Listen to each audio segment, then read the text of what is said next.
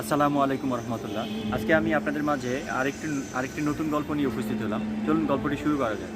একটি পাখি তাড়াহুড়ো করে মাছ শিকার করতে যায় এবং সে ভুল করে একটি ভয়ঙ্কর সাপকে গ্রাস করে ফেলে। সে বুঝতে পারে না এটি মাছ নাকি সাপ এবং সে তার গন্তব্যের দিকে উড়াল দেয়।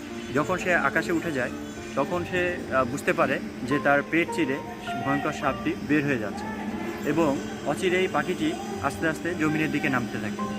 তো আমরা যারা তাড়াহুড়ো করে জীবিকা আহরণ করার চেষ্টা করি, রাতারাতি বড়লোক হওয়ার চেষ্টা করি, সুদ খাই, ঘুষ খাই, হারাম টাকা ইনকাম করে রাতারাতি বড়লোক হওয়ার চেষ্টা করি, আমাদের অবস্থাও ঠিক এমনই হতে পারে। আসলে হারাম টাকা, সুদ ঘুষ এগুলো চিরদিন থাকে না। এগুলো একদিন আমাদেরকে ওই ভয়ঙ্কর সাপ হয়ে দংশন করতে পারে। চলুন আমরা সবাই আল্লাহকে ভয় করি, আমরা সত্য কথা বলি, সঠিক পথে থাকি, আমরা সঠিকভাবে আমাদের জীবিকা আহরণ করি। ধন্যবাদ সকলকে।